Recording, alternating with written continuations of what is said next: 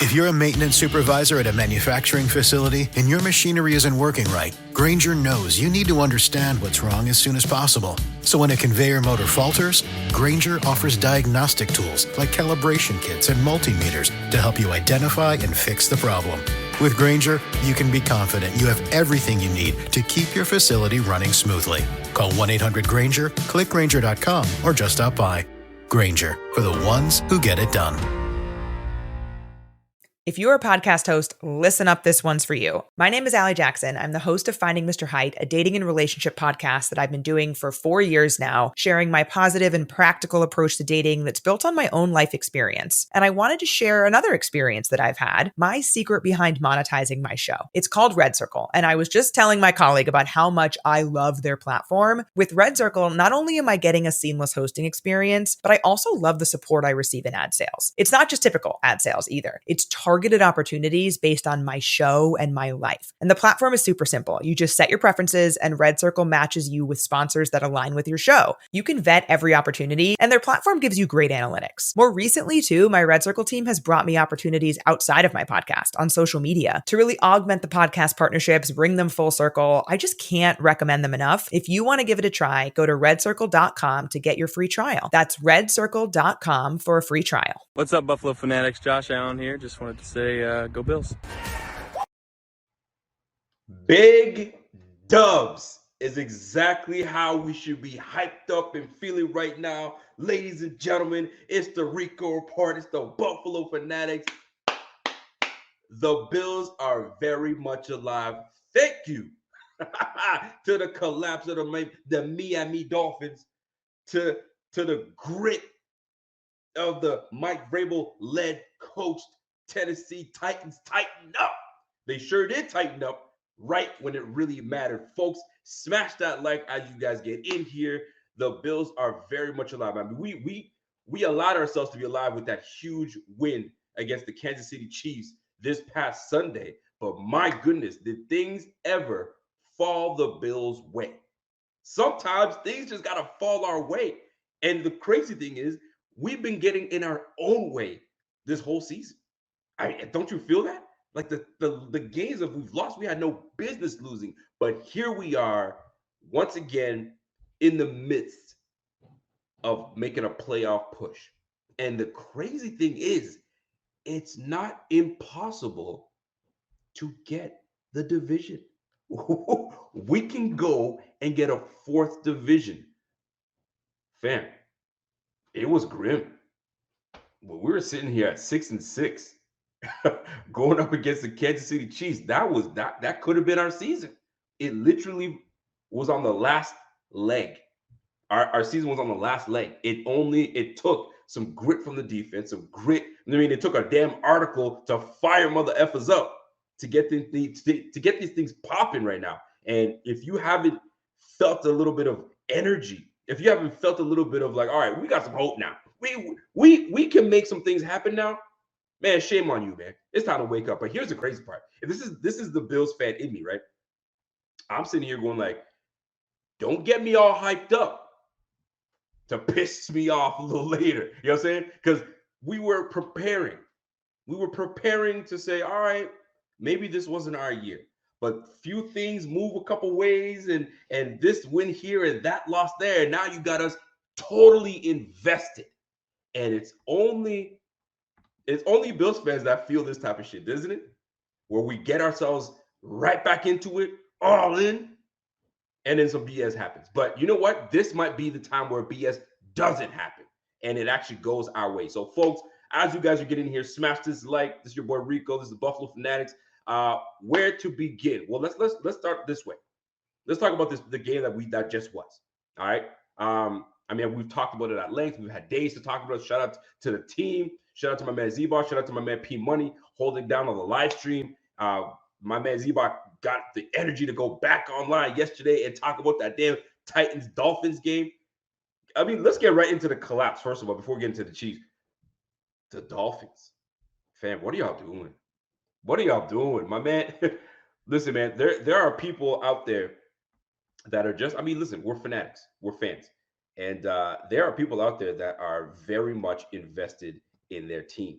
And we've been fortunate. I've been fortunate enough to befriend some folks that are Dolphins fans. And I gotta play a clip for y'all because one of my homies, Master at Work, put a little clip together of one of our favorite Dolphins fans in TD Fins, man. And TD had a meltdown, man.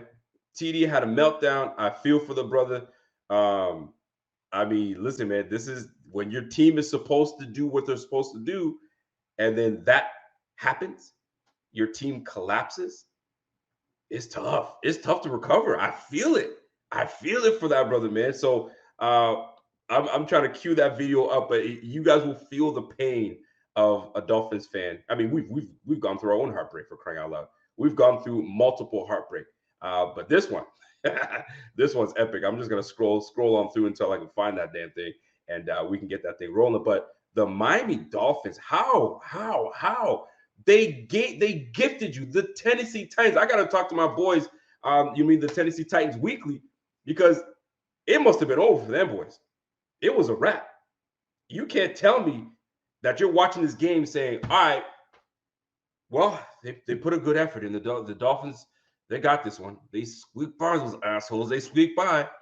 Here comes Will Levis, pitch, fumble. You got a punt return, dude, that should just let it be. Like, if there's certain things that you just don't do. You're a punt returner.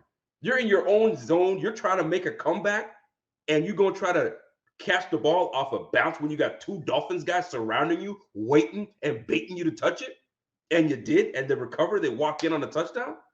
Fam, you spotted them 14 points. 14 points. Here come the Titans. Walk right down the field.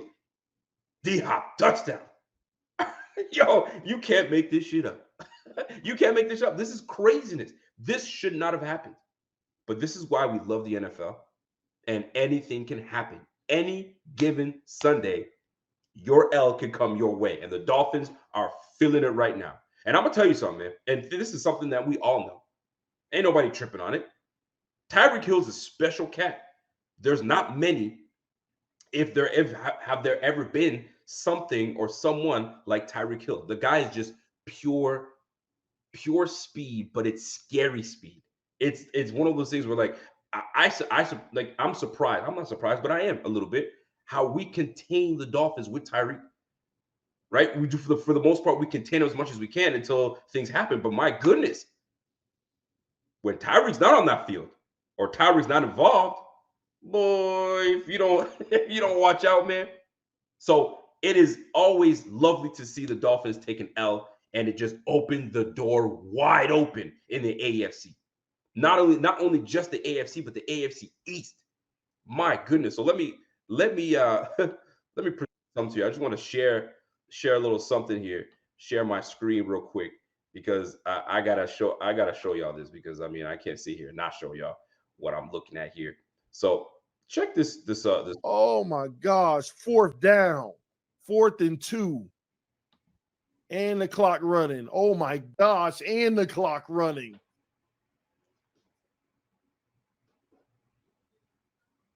The clock is running. Here it comes. Epic collapse coming. He's feeling it. Oh, there it is.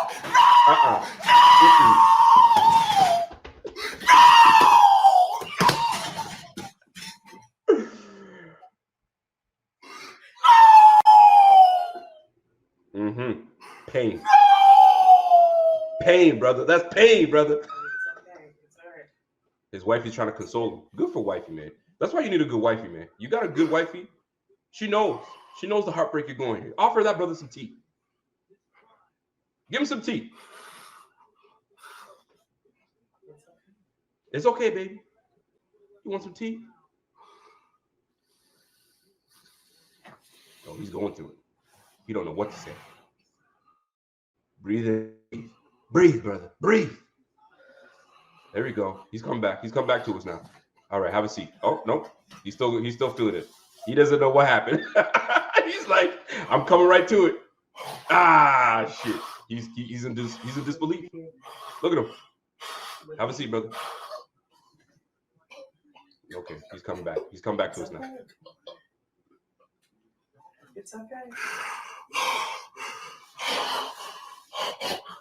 Have a seat. Are you about to throw up? Being the trash can? It's okay. Calm down, baby. It's okay. That's a good wifey. Okay. What do you need? You need some tea? There you go. There's that tea. You need some tea? I have some stress relief tea. You need some? I feel him. He's in disbelief. He's in disbelief. I know. Trust me. I know, brother. Been there, done that. I know. He's in disbelief. Listen, I've had enough. I've had enough. I feel him. I feel his pain. Master at work. You did it again. I just hope you don't clip me up.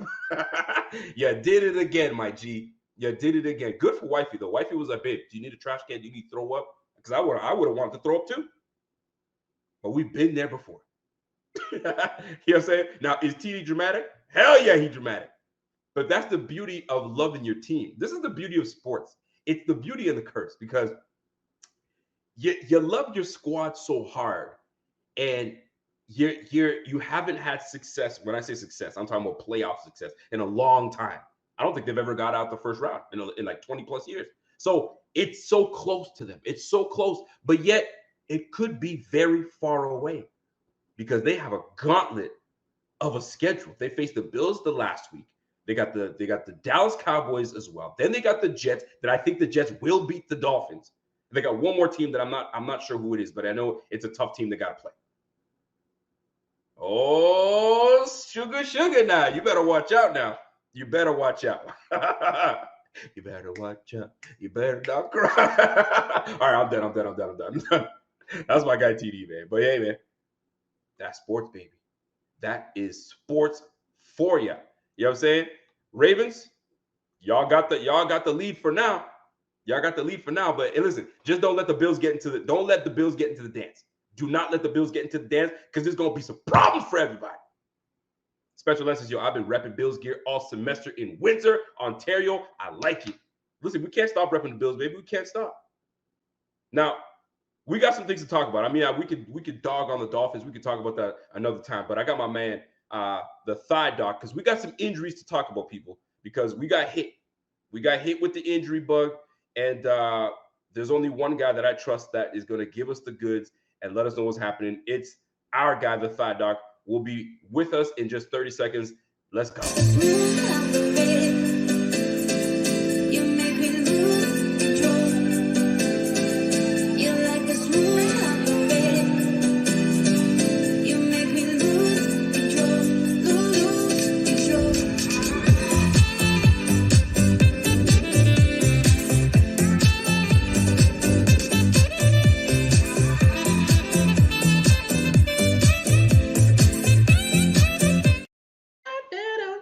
Listen, every freaking time that stupid song comes on, I bop to it. It's a bop. I'm not going to front. It's a bop. It's because you're a smooth operator. All right, man. Listen, it's my guy, the thigh doc, the thigh doctor himself, Alex Lucci. Listen, we got to get right into it because so much things I got to do. Then I got to go to work, so I got to cram all this stuff in there. So let's have a damn good show. Talk to me. Injury. I got you. Biggest one, Micah Hyde. You are concerned about this. You talked about this at length. You do not like the injury that he suffered. Talk to me at length about it. What's going on? Yeah. So anybody would retire by now. So this has got to be his last year. He had a fusion last year. That's what knocked him out of the season. Fusion of his neck. Usually when you come back, you get a stinger the first time. It's over, Rico. He came back. Now, last time I told you, I said now it's going to be easier to get a stinger each time he gets hit. It looked like a pretty benign hit. You know, he took a helmet to the temple when he was trying to tackle someone. Yep. Stung him up. They took the time out. They kept him in the game, which I thought was crazy. I'm sure I get it. It's Micah. He's like, I'm the captain. I'm good. Go back to the sideline. Leave me in here. And then he didn't even hit his head the second time. He just collided. It looked like he jammed his finger up, to be honest. But just that little jolt he got just from like bodying with someone, he was withering in pain. So what do we got left? We got 4 games left. It's his last season. I would have thought. You really think it's his last season? 100%. Wow. That's Undoubtedly. bold. That's bold. You know that, right? I don't think no. When you're the thigh doctor, you know. Hey, talk about it now. Yeah. So Well, no, I just get it. I get what's going on. So it's the last year on his contract. He's 31. He had the fusion. It was probably like, hey, I'm coming back for one last year to begin with. I know they don't want to talk about it. I'm surprised he's come back. I'm surprised he's going to come back again. But, if he doesn't have weakness in the arm, it's just a stinger pain issue. They know it's going to trigger easier, but they want to ride with it.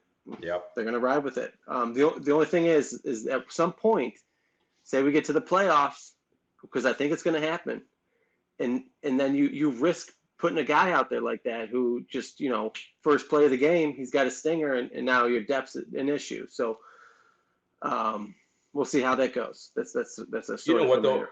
When you do talk about it though, I mean he's what 30, 31. Yeah. You're still relatively extremely young, obviously, and if you know your body's telling you something. You gotta, I mean, you know it. You gotta listen to your body. I'm gonna tell you, my wife signed me up. She's doing a boot camp class, and she's like, I ain't doing it myself. You gonna join with me? I was like, all right, bet, do it. So I'm in there doing all these things, and my body's telling me, yo, you are pushing 40, bro. You can't do what you used to do when you were 25. Because in my mind, I'm like, man, I can box jump this. I can. And my body's telling me, bro, show your black ass up before you pass it in front of these folks. So you gotta know when your body's telling you something. And maybe Michael knows. He's like, I'm gonna give it my all. Yeah. This last season, I gotta try to win this one. So, and maybe that's why he came in hard support for McDermott.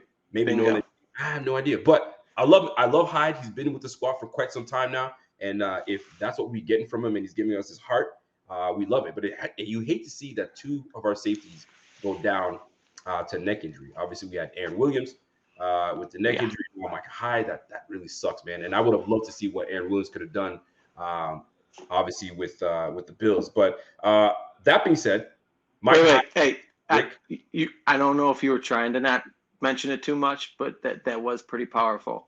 The guy who put the mic in front of him and said, shut this down about McDermott is the guy who's on the Swan song. Yeah, not saying that. I'm not saying there is a real thing. I can tell.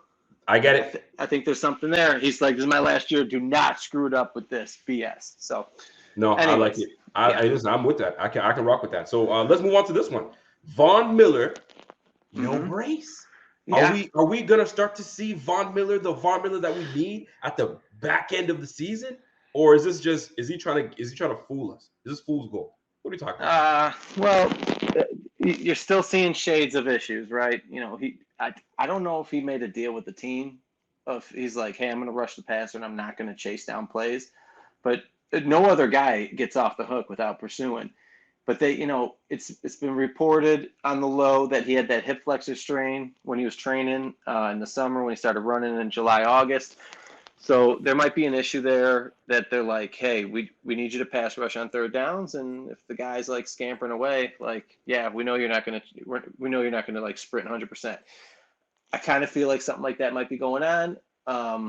Do I think he looks better? He does.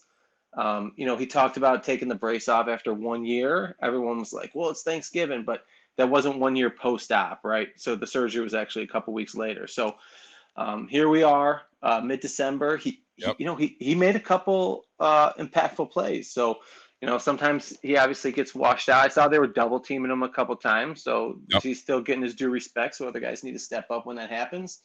But I think he'll come along. I don't think you're going to see Von Miller from early last year at any point this year. But I think these plays are going to sprinkle in, and they're going to happen a couple more times. So it was good to see. You're right. It was good to see. I mean, we'll see. I mean, we never know. I mean, some guys they wake up really fresh one day and they're ready to get after it, and who knows? I mean, I when you get older, like I was just talking about, man, your body starts telling you stuff. So hopefully we start to see a better shell of Von Miller. But he's been playing extremely well. That I hate to see this person on the injury list is AJ Epinesa. Correct. Give me good news, man. I don't want any bad news. Talk to me.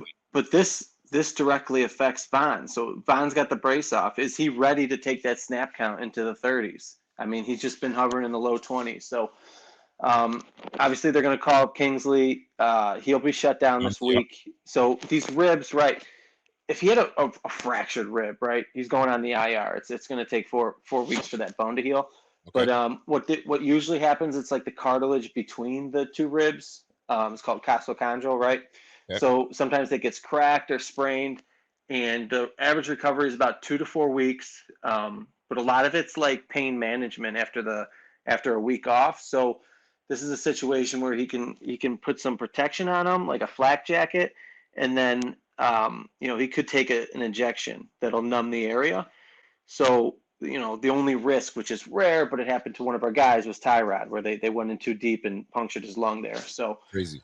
I would 100% expect him to miss this week, and I think it's 50-50 for next week, and then 75, 85, 90% for after missing 2 games, he should be back.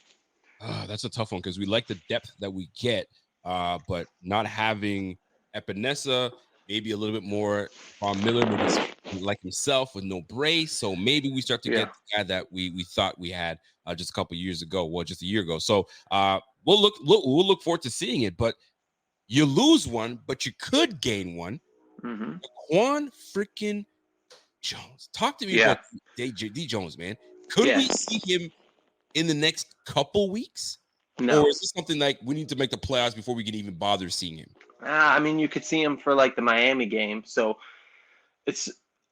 there was 2 occurrences where a guy came back less than 3 months, and it was for the playoffs. And that was J.J. Watt. I think we touched on this like after the injury, but J.J. Watt came back like miraculously in like 10 and a half weeks, and then he beat us in that playoff game. But he was a shell. I mean, he made a play in our game. I think he had a sack and a couple hurries, but then he was like non-existent the next week. So coming back with a pec repair, I mean, it's a huge muscle. It's super important on the D-line. You got to press these guys off you. You're going to be weak. I mean, he's going to be like at 3 months, maybe like 75% strength on that arm. So I would not expect anything. So it's good if you're like a good technician, you can clog some holes. But basically, if he came in, I would expect him, 20 steps max, looking like a shell of himself. And that's even if we're in the playoff run. But it's good depth. He's still a good player. And like 75, 80% to Quan might be better than 100% settled. Do you know what I'm saying? So absolutely.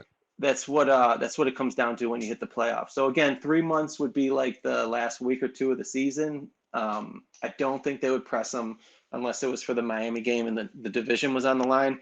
But if they do make the playoffs, I do actually expect him to play. He'll probably wear a harness and be on a low snap count, but for what it's worth. All right. Listen, there's a few people I want to break up. There's a list. There's a name on the list that we mentioned that I'm going to bring up that I'll hopefully you have some insight on this. But let's talk about. We got Vaughn, we got the Quan, Kincaid. I mean, I heard he had a shoulder, but he played through it, and now it's coming up on as a day-to-day type of injury. Is this something that he'll play, but they have to announce it? It's just a little bruise. What are we talking about here? Yeah, he had to go to the X-ray room after the game. So if you rewatch the game, whatever, but like on that last shovel pass on Josh Allen, 3rd down, right before the Bass field goal, Kincaid kind of lands on his right shoulder. This has got to be an AC joint. It's going to be on his right shoulder, and it's something that you can play with. When they're real bad, it's tough on a receiver to like go for like those overhead catches, but it sounds like, and he looked happy in the post-game interview. He looked pretty chippy, so he looks all right. So I think this is a non-issue unless it gets aggravated, just like we talked about with Josh Allen. It's like, hey, he's good until, he gets tackled on that shoulder, then it's going to hurt for a couple plays. That's right. This is something that, you might see him take a big hit, and then you don't see him, for the rest of the series, and then he comes back, you know what I mean? And then, if it gets really agitated, he's going to be in and out of the lineup. But I don't see him missing this game coming up. You know what? I don't see him missing this game at all. I mean, I like Dawson Knox. I'm a fan of Dawson Knox, but Dawson Knox ain't Dalton Kincaid. And although Dawson Knox is athletic, he's great in the trenches, but we just need that little bit of extra sauce that Kincaid brings to this offense. So for a second in terms of injuries. Tyreek Hill was in and out of the game. against the Titans. In and out, in and out, in and out. I don't know if it's a Yeah. high ankle sprain, if it's something. What's going on with Tyreek? What are they saying? What are you reading? What are they saying on the tea leaves here? No, it is a high ankle sprain, Rico. Okay. All right, so I got my kid. I'm not watching the game if I don't have to. So I see a clip, and it looked bad. I mean, he got like hip dropped, and then kind of landed on his ankle. Yeah. So basically, it's a high ankle. When those fracture, it's like it's game over. Okay, and then you're coming out pretty ugly the next year. That's like Zach Moss. Okay. Remember when he had a rusty like year after that? He was trying to come back. Yeah, because your ankle can get real stiff after that Yep. surgery, and then you kind of lose your explosiveness and stuff. Moral of the story is I didn't see it when I saw the clip. I didn't realize he got up and sprinted off the field. So then I would be like less concerned, but it definitely looks like a high ankle. When you look at it again, the high ankle needs two things. You got to like rotate the toes outward, so it has to have this torsion effect, and you also it's got to tilt to the outside. Okay. So his rotated, but it didn't fold over enough. He kind of got lucky there, to be honest. So he still tweaked it. I would say it's like a low-grade high ankle. I don't know if they shot him up at halftime, and then he had to wait like They must have 30 minutes of real time, which is basically almost a quarter, and then he was able to go out. But he ran two good routes.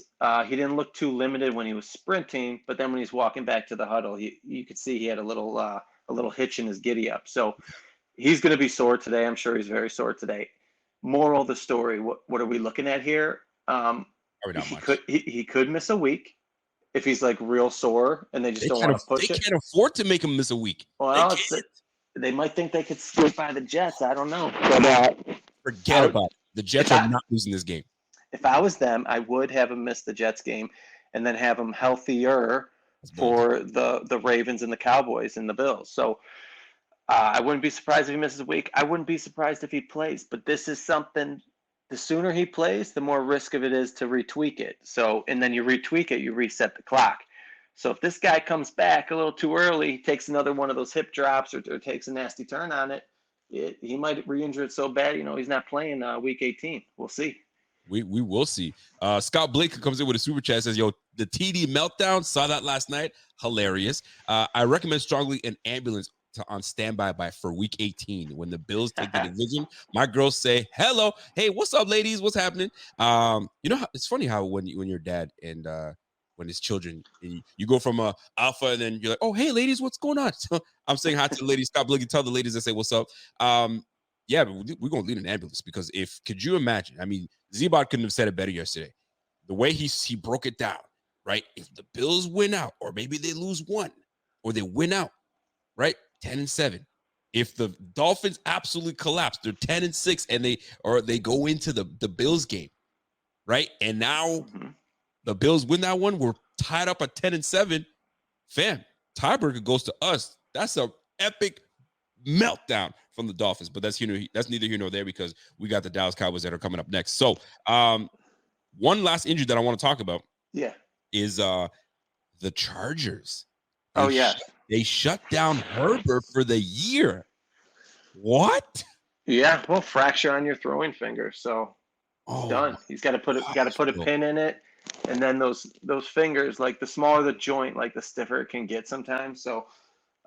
He'll probably have to work on his like fine motor and stretching that little pinky out, or I think it was his index finger.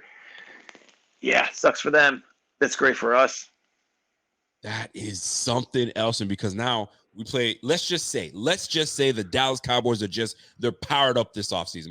Micah Parsons is an absolute monster. That brother scares the shit out of me. Right? We lose to the freaking to the Dallas Cowboys.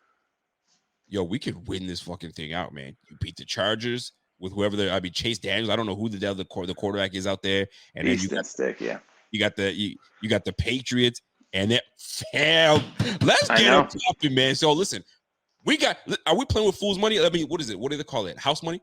If we're going up against the Dallas Cowboys based on how the week has gone on. Obviously, you want to win out, but if you lose, you lose. No big deal because we got to win out the rest. But golly, if we could take the Dallas Cowboys game, bro, it's a problem for the rest of the league, man. I'm just saying. I'm gonna put it Rico, out there. I don't want to get myself checked up, but we're favored and the line moved more for us. I know. They're 2.5. What?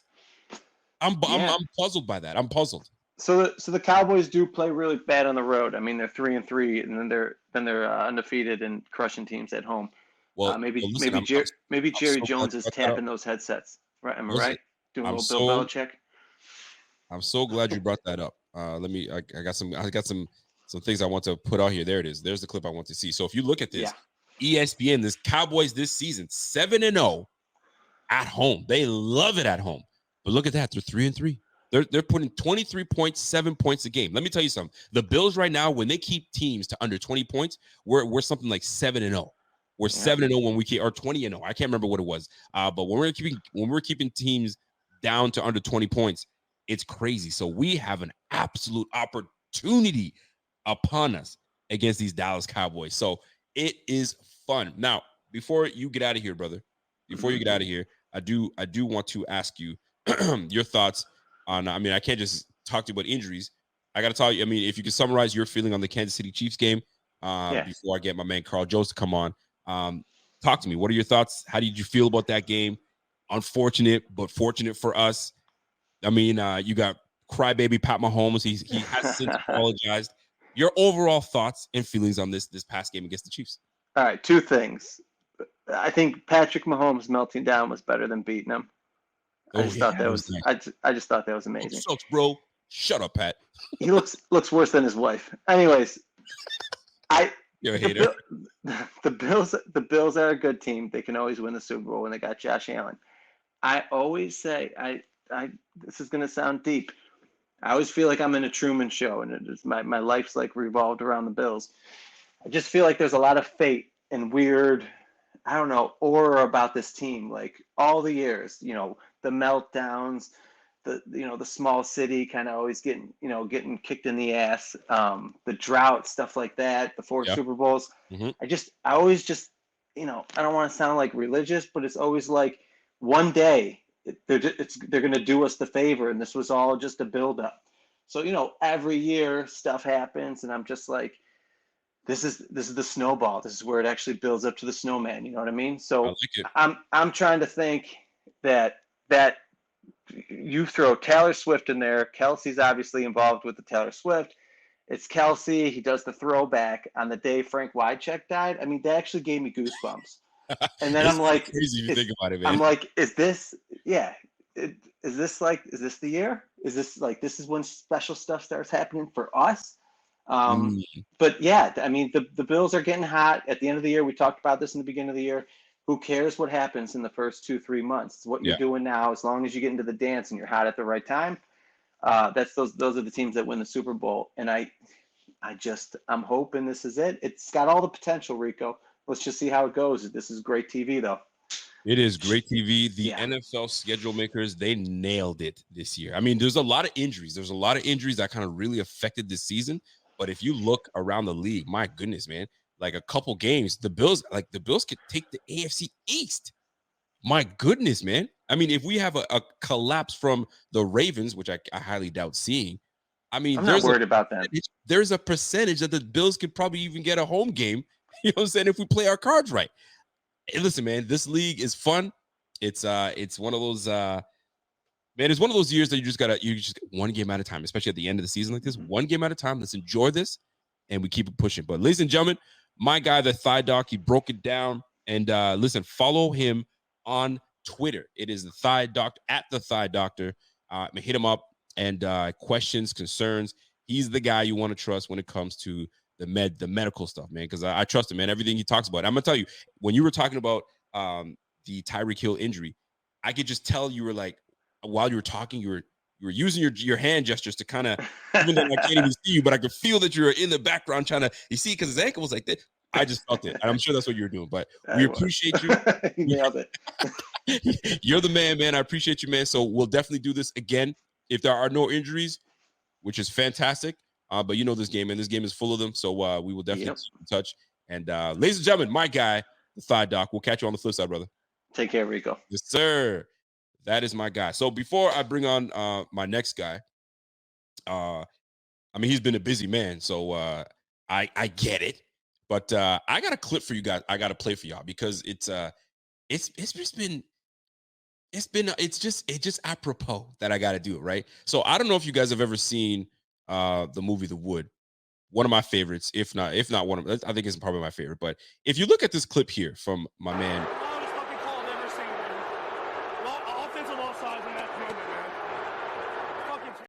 all right, did you see that pat? Did you see that chest pat by my guy Josh Mahomes, Josh Allen? Josh was like, yeah, what everybody, that double chest pat, right? Immediately when I saw that, I was like, where did I see that before? Check this out. I'm getting tired. I think I'm a stop.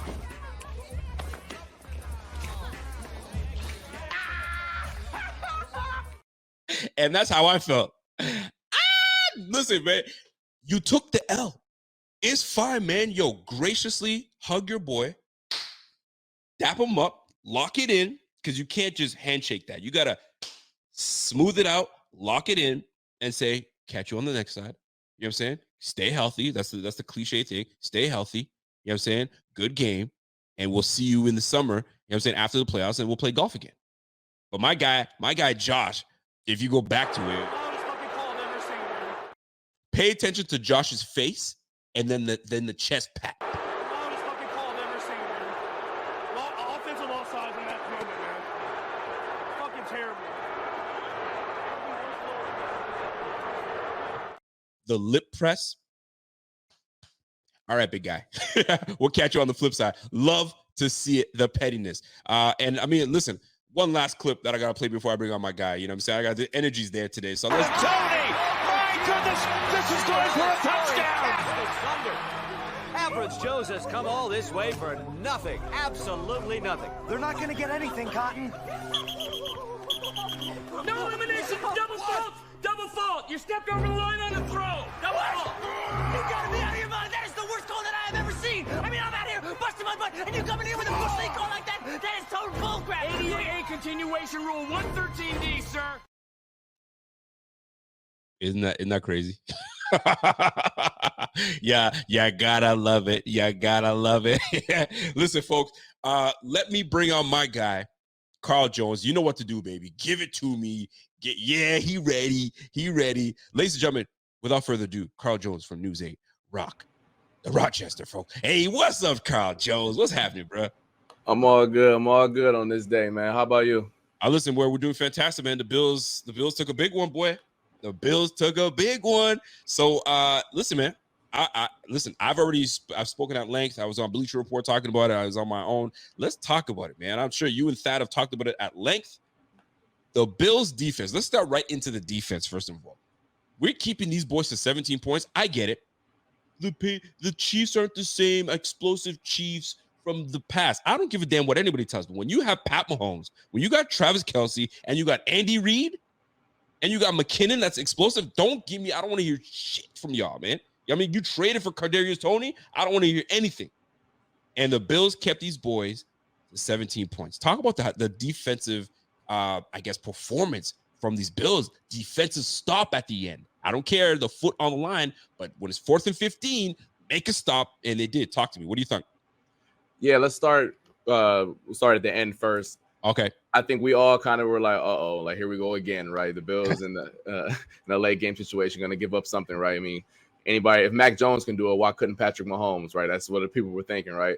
But kudos to them. I mean, obviously you say what you want about the miracle play that Kelce put together, but it didn't happen. So it is what it is at this point. The Bills still had 3 more chances to get them boys off the field, and they did.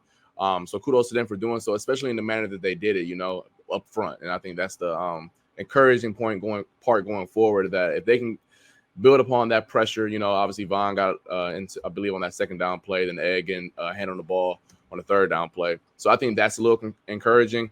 Throughout this, I believe, tail end of the second half, tail end of the second quarter, most of the second half. Yep. It is a little worrisome when you watch it back, just for the sole purpose of the Bills were kind of fighting backwards, if you know what I'm trying to say defensively. It wasn't like they were punching, like stepping into the fight, like the term that we like to use on the defensive side of the ball, like take the fight to them. It seemed like they were kind of catching a little bit, right?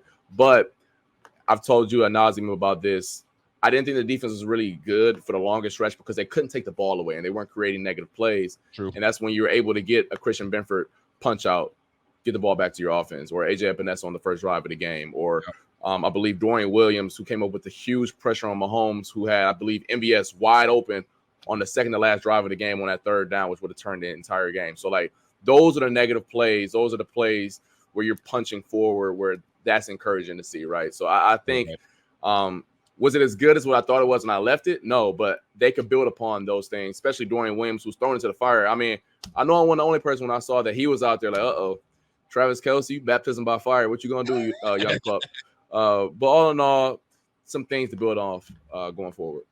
You know what? It's funny that you mentioned Dorian Williams, because when I saw Dorian Williams on the field, I was like, where's he been all season? I would love to see them put him in baptism by fire, if you will, because he's athletic enough. They drafted him in the third round. Like, let this brother go. But I mean, I guess the coaches see him every day, so they're like, he ain't ready yet. So you got to respect what the coaches are saying. So you got to give Tyrell Dodson his credit, man. He's come a long way. He's playing decent football. So we'll take that. Let's go to the offensive side of the ball, and we're gonna talk about. You mean, listen, I haven't used my this banner. I have so many banners, but I haven't used it in a long time. And one of the banners that I normally go with is a spotlight hero. And if you were to choose a spotlight hero from this past game, who stands out to you as your spotlight hero? Man, spotlight here, like the player who stood out above all. I mean, obviously you can go with J17 with some of the stuff that he did, but I think that's a bit of a cop out. Yeah, I mean, that throw where he's inches away from the sideline is nuts. Like but we've seen it so often. Like, we're kind of spoiled by it, right? We've seen plays similar to that so often. Just a little spoiled. But I'm gonna give James Cook some love. I thought that in the way that he was in a game where your wide receiver one didn't play up to his usual standard, and then Kincaid, I want to say wasn't neutralized, but he didn't have the similar games that he had in the past. For James Cook to make the imprint that he had, at least in the first half, I think that's out of his control at that point. But I thought that he showed that he can be a major point of this offense going. Like, I'm of the belief now where you take him off the field for maybe 2 minutes because of pass pro, but outside of that, leave that young buck on the field at all times. You got to leave that young buck on the field at all times. And I'll tell you this, man. Scott Blakely says, Carl Jones, #legend. Absolutely love your takes, my guy. Listen, man, you getting love from the folks, man. You got to keep it up now. Now you got pressure now. Now you can't come out with some BS takes. It's got to be fire every time. No, I'm just being me, baby. That's all.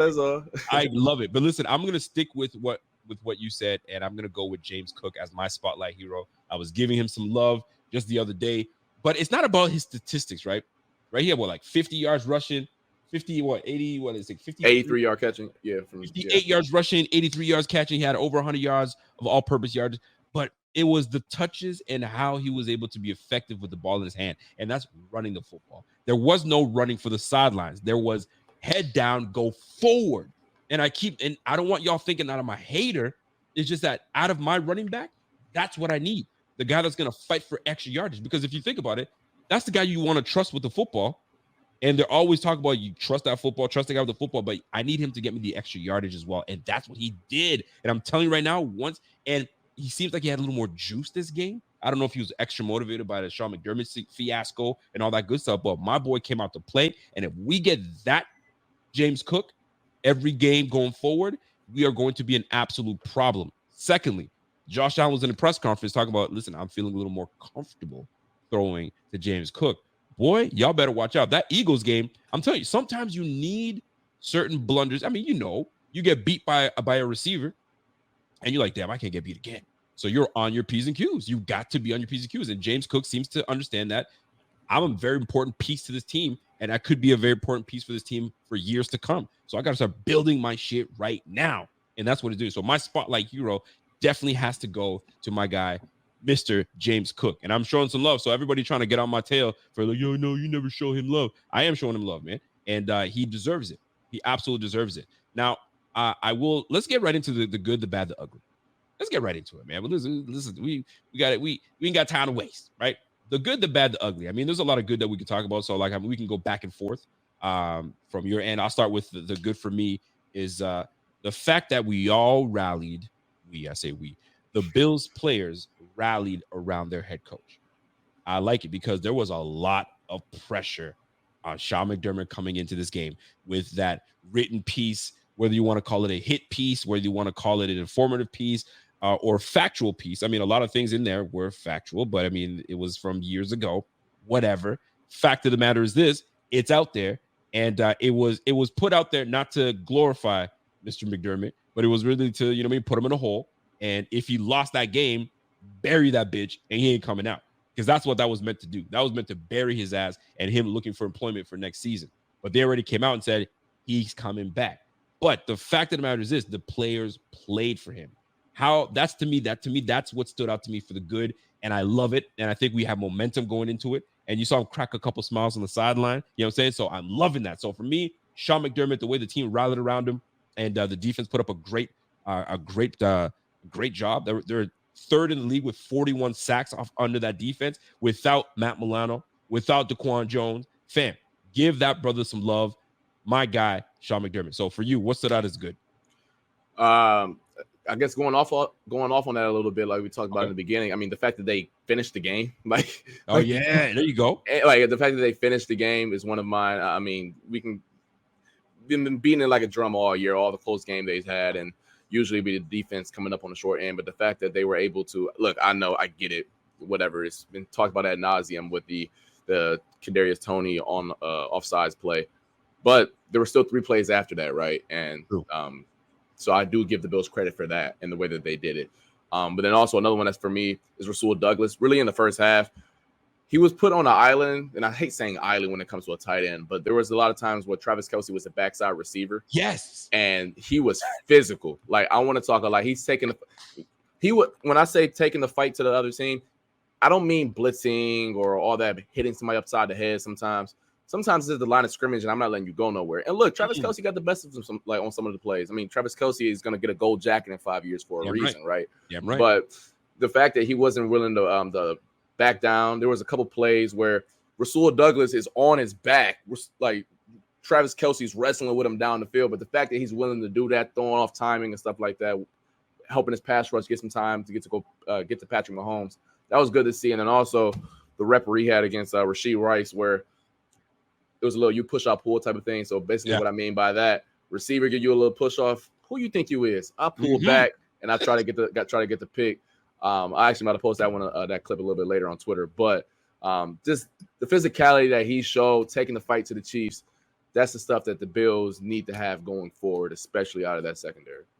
Listen, I'm gonna stick on the good when it comes to Sunday's matchup, and it was the great energy that these guys brought. Right, there's a lot of times when the pressure's on, you crumble under the pressure because it was just too much. These boys said, "Nah, we ain't crumbling. We ready to go. We know what's at stake, and we played this team before." It was kind of like, I wouldn't say, I hate to call it an advantage, but we played these guys so often that it felt like a division game. And you gotta tighten up when it's a division game. It's not like you're playing a team that you don't really know anything about them and you're stunned by them, right? You play this team often, so you know them extremely well. So I like the positive energy they brought in, ready to take on these damn Kansas City Chiefs that they're becoming one of my teams that I hate the most. So I'm gonna keep it a buck. Let's scoot over to the bad. Anything bad stand out to you, brother? I mean, maybe nothing stood up, maybe a lot. I don't like, and I want to preface this by saying I don't think he's bad, but up to his standard. I think Stephon Diggs had a game below his standards. Ooh, talk about it now on Sunday. Don't get shy. You got to talk about it now. Yeah, I mean, he had some drops that were a little uncharacteristic. A couple one-on-one situations where you would look. L'Jarius Sneed is a baller. Like, as someone who loves watching cornerback play, he's about to make. He might touch 90 M's this offseason. He really is one of them ones. I'm like, that's a real good ball player. Having said that, though, if you're 1-4 on the other side, you're always supposed to win your matchup. And I thought that Sneed really got the best of him on Sunday. Now the Bills still got the win, so it's much easier to have this conversation off of a dub, obviously. But I did think that 3-8 on the other side of L'Jarius Sneed took it to Diggs a little bit, maybe got him out of his hookup, had a couple uncharacteristic drops, which you're not accustomed to seeing from a player of his caliber. So obviously he hasn't had a statistical run over the past month that we're accustomed to seeing either. But some of that is what the defenses are doing. Some of that is Joe Brady being a new OC, trying to figure out what's his, I don't guess, game plan, his stilo, his mojo, right? What he's bringing to the table. So I'm not worried about Diggs whatsoever. Like, he didn't forget how to play football all of a sudden, right? But in a game of that magnitude, you would like to see him win that matchup, and I do think Snead took it to him on Sunday. Well, I'm going to see your Stephon Diggs, and I'm going to raise you Gabriel Davis. Once again, Gabriel Davis is left without a catch. It is unheard of. I cannot wrap my brain around this. And I don't want to hear my man Joe Brady say, but he was super important to the team, that he was blocking and he was getting up there and becoming a decoy. Man, bump all that. You're receiver 2. I need something from you, my man. Now, granted, Josh Allen missed him on a wide open, like, they schemed that thing to a T. They set it up all day. The little bubble screen, you know what I'm saying? The shot, that honey hole shot that Josh likes to take, but then it went up the screen. Up the seam. That would have been a perfect way to kind of cap off the day. You know what I'm saying? And put them away. But we missed it. But it wasn't a bad decision. He had Kincaid on the sideline, but just couldn't just bring it in, making things a little harder for him. But my goodness, Gabriel Davis. Now, he's got to be frustrated.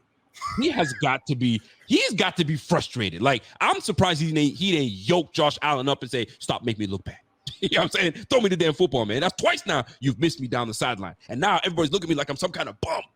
I ain't no bum. Now, those are probably not the things he's saying, but I'm sure he's feeling it. His people are in his ear, be like, yo, you need to, and this is me just talking now.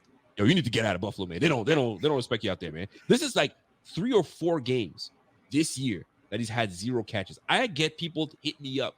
Fam, what's up with your guy, Gabe Davis? I have him on fantasy team, and he killed me. So I don't know what's going on with Gabe Davis. I'm sure he's frustrated as ever.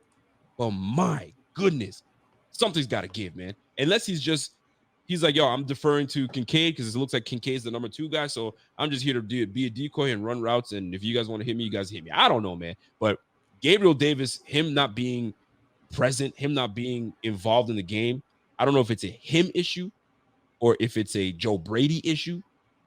I'm running out of answers. I'm asking all the questions, but I ain't got no damn answers. You know what I'm saying? So to me, I raise you. So you show me Stephon Diggs, I raise you. Gabriel Davis, which brings me to the ugly. What stands out for you, the ugly? Can I start? Go ahead. It's your face in the top right of this podcast. You go do your thing. So the ugly. That's it, right? So the ugly for me, we just talked about 2 of the receivers on the squad. Fam, I can't have both my receivers with 4 receptions. 4 receptions. Stephon Diggs, an elite player, Pro Bowler, all pro. 4 receptions. And most of his receptions were on bubble screens. Nah, bro. We got to figure that out. Gabe Davis, 0 receptions. Like, to me, that's ugly. If we want to go toe-to-toe with the Dallas Cowboys that are coming in with CeeDee Lamb, Ferguson, you got Powell, you know what I'm saying, in the backfield, which I love Powell. That's my guy, right? And a solid O-line. You're going to have these guys connect. You got Stephon Gilmore on the other side. They call him the Gilly Lock they don't call him Gilly Lock for no reason. And we as Bills fans know all about him.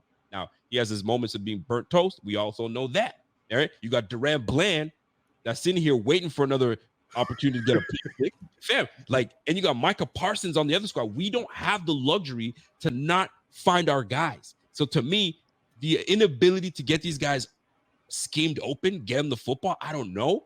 That to me is ugly. We need more from those 2 guys if we're going to do anything, right? 23 points, probably is not going to have to cut it.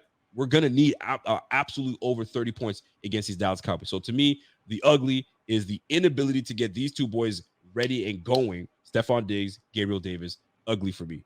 What say you, Carl Jones? For me, it's just going to be the narrative coming out of this game about that play with Kadarius Toney. I'm such a big football fan. I love the game, right? I love, competition, Yep. I love the violence of the game. I love the physicality. I love the fact that football is legalized assault, all that good type of stuff, right? But the fact that we're talking about 3 inches on the field or referees yet another week, it's just not. It's not cool. And look, I know a lot of that. Blame the refs.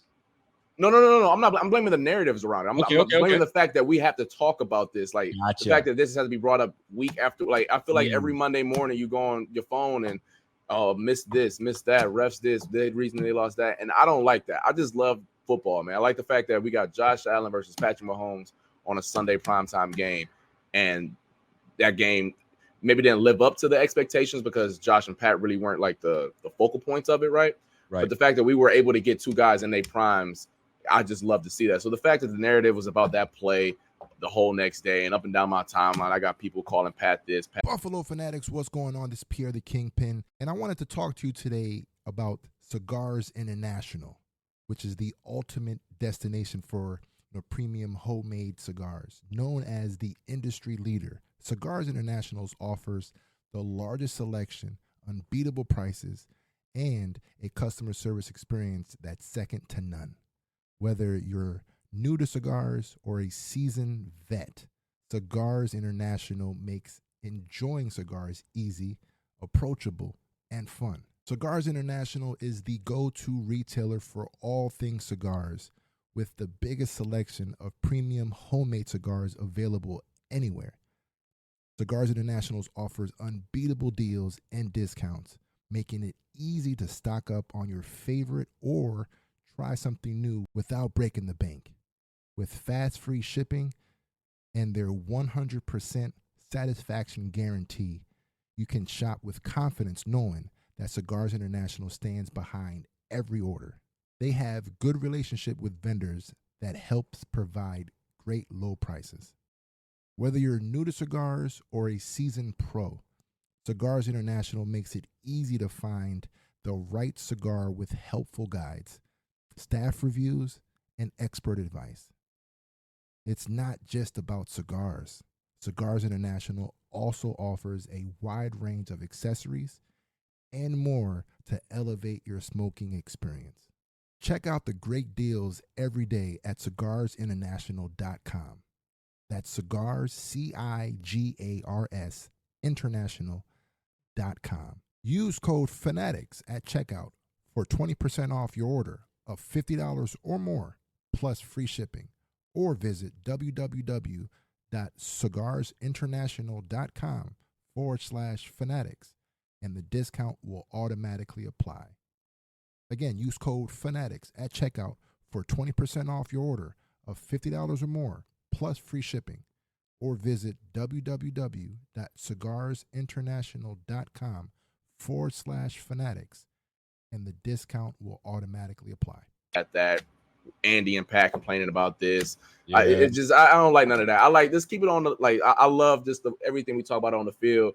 My team better than yours, your team weak, like that type of being lingo. Not the zebras has something to do with it. Like no, leave the zebras out of it. It's play between the lines for a reason.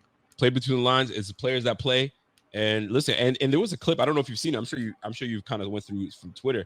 This ain't the first time Kadarius Toney has been lining up on the line. And the worst part is, I mean, you played offensive side. I played a little offense. I'm sure anybody in the chat right now has played a little football. They play probably both ways. The one customary thing when you line up as a receiver, you know what I'm saying, you get in your stance, you look at the ref, you point at the ref. The ref says, yo, back it up a little bit. You're good. You're good, son. That might be the last you got to talk to him. Or you continue that and you're fine. But there comes a time when if you arrogant enough to like, you don't even look at him, you're like, yo, I'm ready to go. And your head is right above it, fam. They're going to call you for that. And you know what? He did his job. It sucks because it had to be the Bills that would have been that position. We would have been losing it. Talk about this is the script. They're trying to screw the Bills, right? Anyway, it is what it is at this point. It happens. He'll learn from it. I bet you every time now he's going to sit there. That boy going to be like this. Did you see that camera? Did you catch that? Okay. Great. You know what I'm saying? So to me, I get that part. It makes sense, but you're right. They're talking about too many times where we're having to speak about referees being involved, making calls, right? So it does allow the game to get a little nasty, and people get a little nasty in the chats. Listen, to the point where they even, I don't know if you heard this, but they even had to have an escort for the refs. I mean, this ain't soccer. Soccer is the business that the refs make a bad call, man. They're chasing you outside the building. Yeah. And they had that. They had them boys ready to go. So to me, that's what stood out to me in terms of the ugly. All eyes All eyes on me. Anybody that we should have our eyes on? From last game or going forward? Going forward, because last game was last game. We're going forward now. I got one, and as soon as the game ended, it was right away. If y'all think about this Cowboys matchup, right? Look, the Cowboys, their offense is crazy. I think 38 points out of their last, averaging 38 per after their last 7 is ridiculous, right? But for me, as someone who looks at it from the other perspective, Taron Johnson versus CD is going to be like the box office matchup for this game. CD, during this stretch, he's played a lot more. He's been more versatile. They put him in the backfield, outside, and in the slot as well. But where he makes his money is when he's in that slot. And obviously, Taron is the slot guy for the Bills. So, I mean, all eyes on Taron this week for me. Like, honestly, like, CD is on a ridiculous tear. I mean, anyone who's watched the Cowboys over the past month or so, their offense is literally going through him. And he's getting like 12, 13 targets a game or something ridiculous like that. So they're going to figure out a way to give him the ball. And that's going to be on Taron for majority of the opportunities. So, I mean, I think Taron is a really darn good player, but he's going to have to earn his keep and earn his name this upcoming Sunday against a player who's probably going to have an all-pro season from CD. Bro, I do not like that matchup whatsoever. I hate that matchup. And there's been some players that are very prominent in this league. And Taron Johnson's not a slouch. He ain't no scrub. That's for damn sure. But I'm not saying he's alive. He's no Saron Neal. You know what I'm saying? He's not Saron Neal in coverage. I mean, no disrespect to Saron Neal, but he ain't no Saron Neal. But Taron Johnson does have these moments where, that brother getting beat, you know what I'm saying, often. All right. And now does he come in and run support and is a dog? Yes. Did he come into our aid against the Ravens a few years ago in the playoffs, take it back to the house, pick 6? Yes. This is where my eyes are going to be. Listen, man, Micah Parsons is a game wrecker. He ruins games, man. And if we don't scheme to get him out of the game or to do something to eliminate his impact on the game, it's going to be a long day for Josh Allen. Josh Allen's not going to be comfortable in that pocket. He's going to be out of that pocket often and rushing decisions. And we talk about having both our receivers involved, but if Josh Allen is under duress and under pressure and constantly out of the pocket, bro, that's going to be a problem for us. So we need to find a way. I'm glad Dawson Knox has returned, which brings us back into 12 personnel. So that might give us a little bit of edge. I'm trying to protect them. I saw when the Cardinals went up against the Dallas Cowboys, they ran right at Micah Parsons. So maybe we need to run right at Micah Parsons. Maybe this is the game that Leonard Fournette is activated. I have no idea, but I do love what Ty Johnson's been doing. So let's not get it twisted. But for me, all eyes are going to be the Micah Parsons. Who's going to have Micah Parsons? How are we going to scheme to get him out of the game? He is a problem. I'm hoping the Bills figure something out. McDermott, that's why you get paid, brother. So we're going to figure things out. Now, that being said, that's a Joe Brady issue. That's a Joe Brady problem. Joe Brady's going to have to figure it out on how to get him out of the game. So who is going to step up when we have to maybe go away from him, go to him? That'll be interesting. So my eyes are going to be on Joe Brady, Micah Parsons, and how he decides to, figure things out. I mean, some people think that Fournette's washed up. If he's washed, he's washed. I mean, right now, Ty Johnson ain't letting him get in a sneak peek onto that roster. So he came to Buffalo thinking, man, why did I come here? I thought I was going to be getting some playing time. But he forgot we got Ty Johnson. So, and Lamar and Murray doing his own thing. Now, to me, that's where I stand out with the all eyes and who I'm going to be paying attention to. Last but not least, the milk carton. Yeah, you slide on over, brother. Slide on over. It's tough to figure out who you want to put on the milk carton. And this is why when I have a tough time trying to figure out who I'm going to put on the milk carton, I usually refer to the chat. The chat needs to come in and say, and listen, hashtag milk. Just put hashtag milk. You don't got to put milk carton. What or who has been missing where we need to say, or APB alert, we're looking for this. We're looking for that. Like, what is it that stands out to you guys, right? Is it discipline? We're looking for these guys to be disciplined. I mean, it doesn't have to specifically be a player, and I'm probably putting you on the spot right now, Mr. Carl Jones.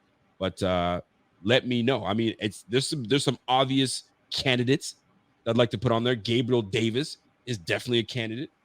maybe you can put the whole receiving squad is a candidate. I don't know. Some people are putting that. Let me read the chat because the chat is going nuts right now. So Milk, they're talking about Gabe Davis. My man Namdi says Gabe. There's another Gabe right there. I mean, everybody talk about Gabe. Yo, Gabe is not feeling it. This ain't Von Miller. It's time to put Von Miller on that milk carton alert. I mean, he's a definitely good candidate for sure. You know what I'm saying? All the Bills wide receivers. Mike Hartle says, yo, man, F all this. The receivers. All the Bills receivers, man, where y'all at, man? I need y'all. So I'm putting you on the spot. I don't know if you got anything. What you got from Milk Carton? Yeah, this is a bit of a cop out, but it's gonna make sense for a second. All right. All right, cool. I'm not saying they were missing yesterday or Sunday, whenever that game took place. But when the Bills defense has had to go up against an offense that can throw the ball down the field, they've really struggled to, I guess, hamper that whatsoever. And I think of the Bengals game, I think Joe Burrow put up 350. I think of Trevor Lawrence putting up 315. I think about Jalen Hurts in that second half going up and down the field. And as we've seen over the past month or so, Jalen Hurts hasn't been able to throw the ball against anyone. But that second half, he surprisingly was able to do it against the Bills. This is a great opportunity for the Bills secondary or front four, however you want to call it, to make an impact against a passing attack that is obliterating everyone, but of course the 49ers, who they just can't get over that hump at all. But I think this is a prime example of a team that can push the ball down the field. Outside of CD, Brandon Cooks has been explosive down the field. Michael Gallup is recovered off that torn ACL from last year. Yep. Jake Ferguson is like one of the best young tight ends already. Like I played him in fantasy last week, and of course I lost just because of him. Of course you did. Of course Jake Ferguson's fault. But regardless, I think this is an opportunity for a secondary when they've gone up against passing attacks that can go attack you vertically. They really haven't shown up to the task. Prime example to do so this Sunday against the Cowboys team, who will do that ad nauseum. I say I like where you went with this. And milk carton alert. This is off the cusp, but Dak Prescott has beaten every team in the NFL except for two teams, and one of those teams are the Buffalo Bills. So milk carton, where's your win at, Dak Prescott? Maybe I just jinxed the Bills just now. But where's your win at? Listen, I like the fact that the Bills play the Dallas Cowboys tough. That is the team I hate the most in the NFL. They are tied with the Patriots and the Jets. The Jets, boy, they become one of the teams that I dislike the most a lot. Sauce Gardner, all those boys out there. I mean, it's Breece Hall's the only one that can expunge from that because that's my guy. But the Dallas Cowboys, though, for years, they've been a problem for me because of memories. And my brother is a big Dallas Cowboys fan, so I have to hear him all the time. And right now he's on cloud 9 because he thinks his team is the shit. And I might even try to call him to see if he's got some shit to talk, but that's going to be a little later. But for me, I like, and it's not like a milk carton, but it's like Dak Prescott has not won against the Bills since he's been in the league, and he's been in the league, 7 to 8 years. So I like that stat. I'll take that stat, and it's wonderful. So Carl Jones, I mean, I don't have much more for you. I think you've been fantastic. You're always a fantastic guest. I got a super chat coming in. I got to get this super chat in from my guy James. Hold on, James. I got you, bro. And by the way, I got myself a new laptop, so my thing is not glitching anymore. Remember how I had you on ice permit? You're like, I don't know if I got to run the show by myself. I got a new laptop, so we ain't got no problems, man. So my man James says, yo, Rico, as a Canadian, you know we have 3-pack and a milli 3-pack of milli bags. Diggs, David, Miller are my 3 bags of milk. Golly, you're gonna put them all because so well, my man Carl doesn't understand. So Carl, in Canada, certain parts of Canada, we don't do jugs. You guys do jugs of milk or cartons of milk. We do bags of milk. What? Yeah. So if you come to Canada, most places it's you go and get yourself a bag of milk, and there's 3 sacks. How you pouring out of a bag? So you got a pot. You get yourself a pot. You put the bag in the pot. You clip the nip at the top, and you pour your milk. So no jugs. We don't do jugs. We do bags of milk. So man, it's 2023, man. Y'all can leave them bags in the bags, man. we are so used to that. It's just what it is. Now, ever since I moved to Nova Scotia, I'm in Nova Scotia. They do jugs here. They don't do the milks, and the jugs take so much damn room in the damn fridge, for crying out loud. A sack of milk, you just put it to the corner, and it's a wrap. It's good. But for Canadians that know what's good, 3 bags of milk. So my man James kicks it. Was like, yo, man, my man James said, listen, 3 bags of milk. He's got Diggs, he's got David, and he's got Miller. That's it. That's what he's got on there. So I appreciate you, man. So Carl Jones, listen, let the people know what's going on. You and Thad, obviously, you guys do the film breakdown. I don't know if you guys have done it already or if you have or not. But what are your thoughts? And you know what? I want to ask Thad if he's got an opportunity. I want to put him on the spot. Which question should I ask him? Like the milk carton or all eyes? I think milk carton would be good to see who he puts on the milk carton. Go ahead, hey Thad. You about to be honorary. One question right here. I got one question. I know he'll be over there in a second. He's typing something up. Yeah. So anyway, so you guys, I know you guys do your film study. So I know that's coming up shortly. So we can talk about that in just a little bit. Sure, Rico, what's up, man? So Thad Brown, first of all, thank you for putting that footage out because you got everybody buzzing on your clip that you put up for Pat Mahomes going nuts. So kudos. But thanks, man. I appreciate that. Here's a question for you. I put my man Carl on the spot and I asked him milk carton alert. So usually I put somebody on the milk carton because they've gone missing. So it could be a player, it could be a thing that's missing, it could be a scheme, it could be something. What is missing right now that needs to come back to the Bills? In general. Pardon me? Like it's something that we saw in September that's gone, or something that like in general right now, as you look at the state of the Bills right now, it could be Von Miller. Von Miller has been missing. Where are you at? Or is it Diggs? Is it the receiving crew? Is it the lack of discipline? What stands out to you? That's, you know what, that's on the mid carton alert. That's missing. We need APB. We need that back. To me, it's still the dependable second passing option. And we've been talking about it as a long time as a player. You know, like we had so many games where Diggs would have 10 catches and no one else would have more than 2. And recently, you know, Dalton Kincaid has kind of, you know, developed a little bit to where he can be a guy that's going to get a lot of looks, a lot of targets, a lot of catches. But, you know, too many of Kincaid's catches to me are things where he's just taking what the defense gives him, where, you know, a lot of his routes you can run in your living room. He runs 4 yards and turns around in zone. And that's great. That's helpful. It can keep the sticks moving, but you're not dictating offense that way. You know, and I still go back to the Cole Beasley thing. You know, back when the Bills offense was really, really humming, you know, Diggs would be that number one, that superstar. But you always had Beasley. Whenever he got isolated one-on-one, you know, Josh Allen could just drop back and wait for him to get open. The Bills could dictate. They could attack with him. And they still don't have that guy. And I, you know, just got done watching the film from this Chiefs game. There are too many offensive plays and pass plays where no one is open, where the Chiefs just dominated this team in terms of man coverage. I mean, they had a lot of snaps. So they were just like, I'm going to put my guy and your guy's not going to win. And they didn't. And it's a lot of the reason why, you know, people will think, well, the pass protection was bad. It really wasn't that bad. Josh Allen's scrambling because he's got nothing in structure. Whatever they do in structure just isn't working. They don't have the guys to win one-on-one often enough. And to me, you know, that other thing that the Bills can do offensively beyond Diggs, and maybe you want to say it's the run game, that's fine. I think the run game has been efficient. But in the passing game, they still don't have that thing that they can do where, all right, you take Diggs away, we're going to do this. They don't have that right now. So I think that Joe Brady's going to have to figure that out because, listen, Gilly Lock, Deron Bland, Micah Parsons, that is going to be problematic. So we'll see if they can figure out if Gabe Davis can wake up. Because all you said was Gabe Davis wasn't playing. That's what I heard. Gabe Davis needs to show up. You didn't say it, though, but I got it. It's not going to be, you know what? I love it to be Gabe Davis, and you'd want it to be.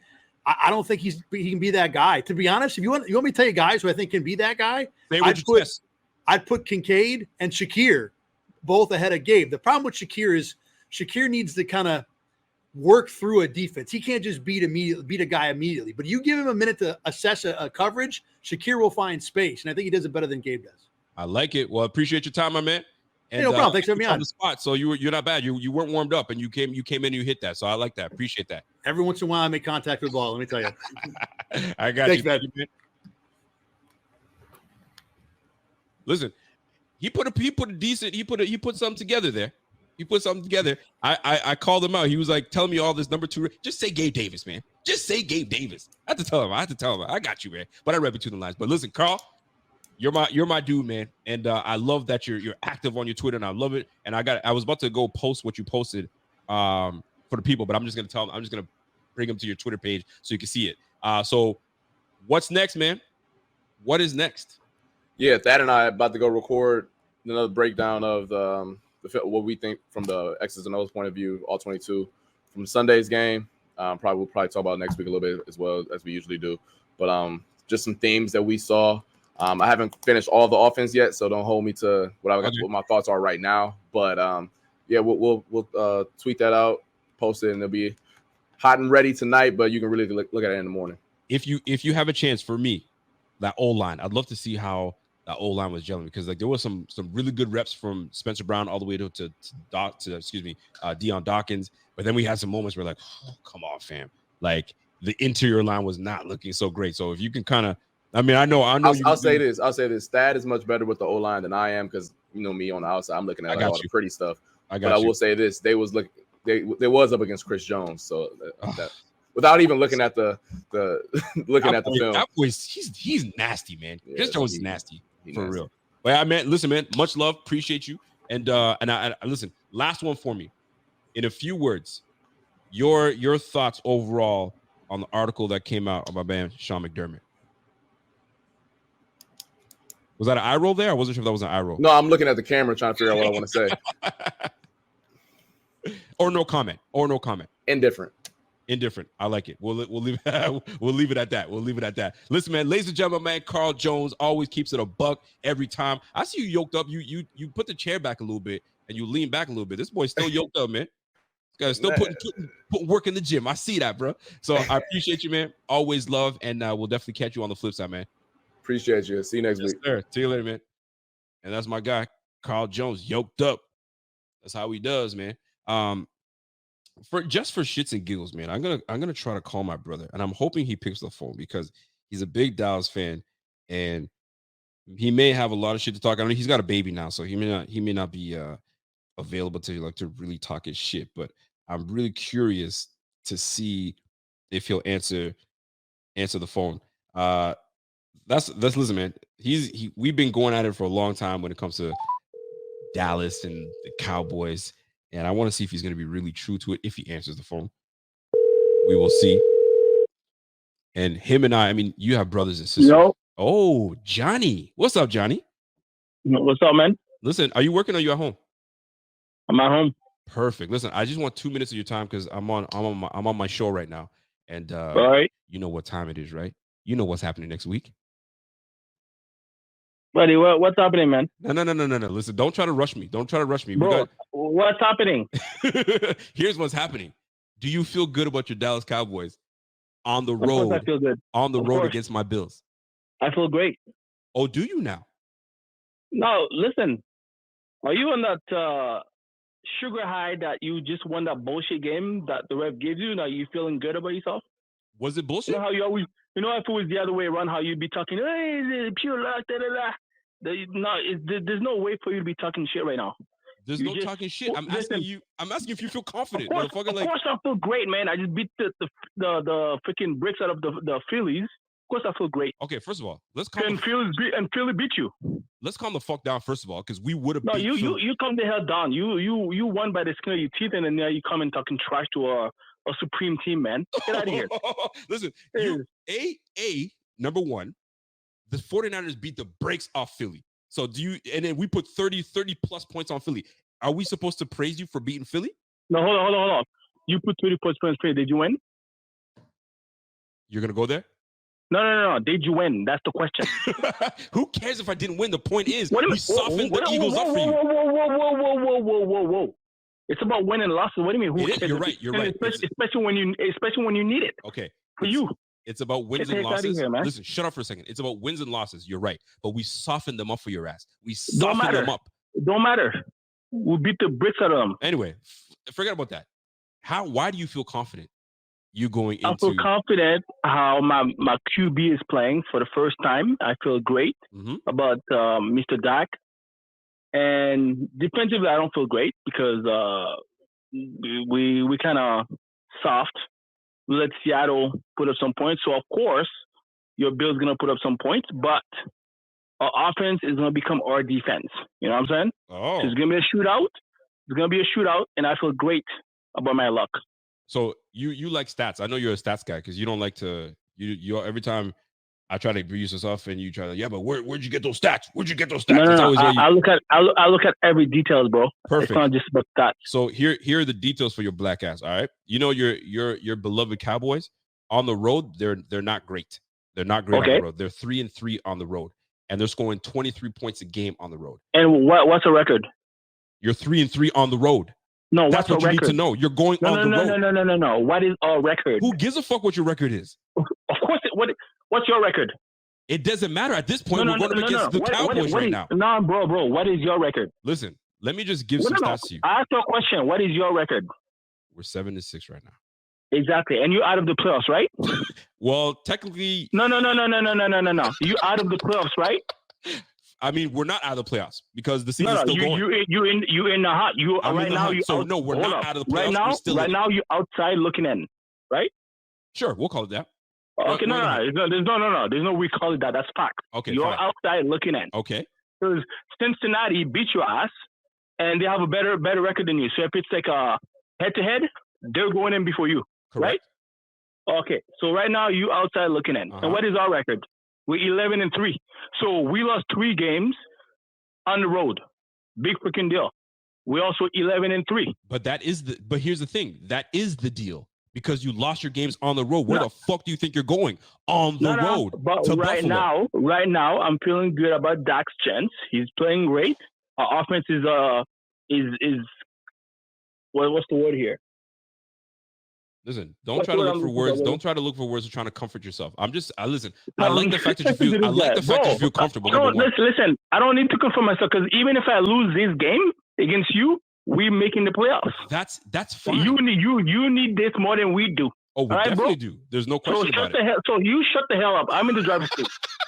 All right, I'm in the driver's seat, bro. Anyway, I just want to see how confident you were. You seem like you're very confident. You feel good that you beat. I feel great. I feel great. You feel great that you beat the Seahawks. Geno Smith. No. I feel great. I feel great about our chance of beating your ass. Wow. Do you have a score prediction yet, or is it too soon? I'll give you one the end of the week. Okay, fine. And Josh Allen's just gonna let y'all just walk in and just handle business, right? What? Josh Allen's gonna let Dak Prescott walk into Buffalo and handle business. Is that what you think is gonna happen? No. What's gonna happen? Well, let me tell you what's gonna happen. Okay. What's gonna happen? We're gonna put up some points. What? And 7? No. We're gonna put up some points. And Mr. Josh Allen, once he's fallen behind, and he's gonna feel freaking like he's gotta do everything himself, and he's gonna make some mistakes, gonna throw some picks. So I predict. Okay, let me give you a prediction. I predict we're gonna have 2 picks, at least 2 picks for this game. I can guarantee you one. What's that? I can guarantee you one because right now he's on a 9-game streak. So you can have one. I'll give you one. No. I guarantee you that we're gonna have 2 picks, at least for this game. Okay. That's the only prediction I'm gonna give you. All right. And at the end of the week, I'm gonna give you the score. Okay, cool. And then after that, yeah, when we whooped your ass, when you're doing your post show, yeah, you're gonna call me. Okay, you're gonna call my ass and congratulate me. All right, punk ass. But here's the thing. That's what you're gonna do. Here's the thing. And let you freaking little Bill delusional fans know what's really up, man. That's fine. Because I know you guys, man. So keep that same fucking energy. I always do, bro. Listen, shut up for a second. Just shut up. I let you talk. No. Let me talk now. I always do. No, shut up for a second. Go ahead. Say your nonsense. When you see my number on your phone, don't you ignore it. Oh, I had the baby. The baby's crying. I don't want to hear bullshit. You pick up your phone and you say, "Yes, daddy." That's what you're gonna do. Okay, buddy. You freaking you homo. That's exactly what I want to hear you say. I don't want to hear hello. I don't want to hear, hey, shut up, guy. I want to hear, yes, daddy. That's what I want to hear from your punk ass when you whoop your ass. Okay, buddy. So your wife don't call you that. You want me to call you that, eh? I'm gonna have you both call me daddy. I'm gonna have my kids call me daddy. Your wife don't be calling you daddy. You gonna call me daddy, and my wife's gonna call me daddy. Don't be calling you daddy. You punk ass. Anyway, listen. You wish. Last but not least, how did you feel? Like, forget about the toe on the line. Were we the better team against the Chiefs? Because I personally think we were the better team that night against the Chiefs. Well, I think it's a tale of 2 tips. I don't know. I think that's to say. First half, you had it. Second half, they had it. Because first half, you were winning, 14-0, right? Yeah, we were 14 up. Yep. Yeah. The second half, they came up. So it was a 50-50 game. Listen, you against the Chiefs, man, it's always a nail biter. Yeah, for sure. Yeah, it's always a nail biter. So I think you guys match up pretty good. And it could always go either way. Just like I had told you a couple years back, for the playoffs. So it's a 50-50 game, man. So The last time the Bills played the Dallas Cowboys, what was the? I can't remember what the score was. Do you remember what it was? No, what I know right now Do you is remember- we do you remember the- we do you remember the 11 and score? 3. Do you remember what the No. score What was? I know right now is See, that's the thing about you guys, man. Always living in the past. Always What do living you in the mean? past. No. You Bills, no. Listen, man.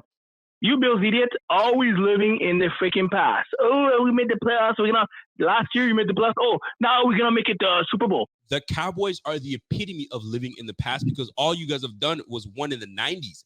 Y'all. That's all you guys revert back to is you the know 90s. What? And what have you done?